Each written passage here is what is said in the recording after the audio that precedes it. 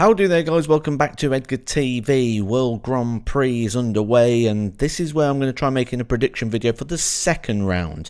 Normally I like to go live. We went live the other day, but as you know, I'm over in Budapest at the moment for the World Masters, which makes it a little bit tricky to go live all the time and getting the time zones right and things. But depending on how the tournament goes, hopefully we'll get some more lives in before the end of the World Grand Prix. So now we're going to go pre-record. We're going to go videos, and the first thing we're going to do is review what we saw in round number 1. Now, there's an interesting thing about round number 1. The averages, the statistics of everybody who played. This is the best first round ever statistically at the World Grand Prix, and there were some great stories as well. Ross Smith hitting 100 plus average against Jan van Veen. Luke Humphries turning it around. Bunting had a match start to win it 2-0. He ended up turning that one around. Petretsko getting his first big win on the stage since returning back from his injury. A bit further down we had more stories. Aspinall, he was looking like he could have lost that game to Ryan Searle. It went to a last leg shootout. Searle kicked off 120-180. Aspinall was on the 9. That's how big that was. Gary Anderson, I think he's going to go deep. He's going to do well, isn't he, soon? We keep saying it, as we keep saying here on this channel as well, with Daryl Gurney. As someone I've been really flying the flag for this year, I keep saying he's going to win something. He's going to go on a deep run. I thought it maybe has been around sort of the match play time, but there's loads at the back end of the year where you're going to say he's going to go on a run. It might be this one, because I do fancy his chances there when we get into those predictions. Cameron Menzies didn't really perform either, did he? Someone who's been playing very well recently, in great form, but he went up against another informed player in Dave Chisnell. But as I said, statistically the best ever first round at the World Grand Prix. So do let me know in the comment section what your stories was there. But this one isn't about round 1. This video is about round 2. This video is about those predictions.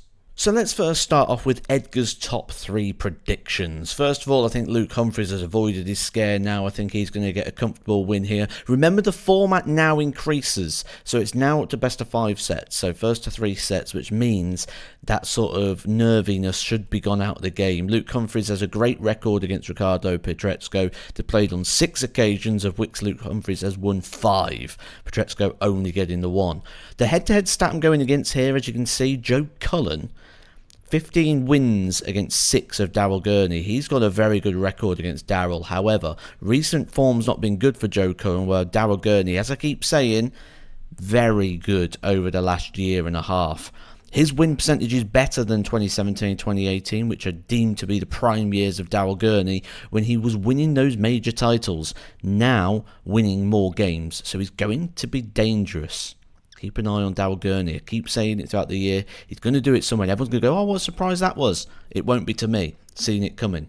Nathan Aspinall, 3-2 record against Ryan Joyce in the head-to-head stats. Ryan Joyce did well to get through his first game against Josh Rock. His doubles percentage is always going to make him dangerous. One of the best double hitters in the world. But I just think this longer format is going to suit Aspinall. Aspinall looked very good. I was concerned about the injury earlier on, but when you look at how he's played on the Pro Tour, the European Tour, he's around about that 100 average. He was very good against Searle, showing incredible bottle in the last leg. They're my 3 for the second round, who I think are going to be the ones to really watch. So let's take a look now at my predictions for the entire round. So I'm going to use this graphic to cover up my face, which a few people out there will probably be quite grateful of, but the ladies won't be. They'll be disappointed. Don't worry, I'll put my face back on again very soon. As we know, Humphries is one of my predictions to win in this game, as is Ryan Joyce. To lose to Nathan Aspinall. Good save there, Matt. But the other 2 in the top half of the draw, Martin Schindler, I think, is in good form. He won that European Tour. He was so good on tops, wasn't he, in that opening game? I think he's got his hands full with Rob Cross, the number 4 seed here, which also, it's worth noting, all seeds in the top half of the draw went through the opening game. That also might link in with the fact that it was the highest ever first round statistics. So I do think Schindler's going to be due something soon in regards to a deep run on these. He's getting better on the TV stage.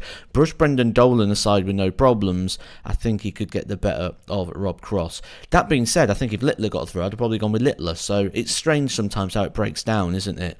Ross Smith was amazing in round 1 against Gian Van Veen.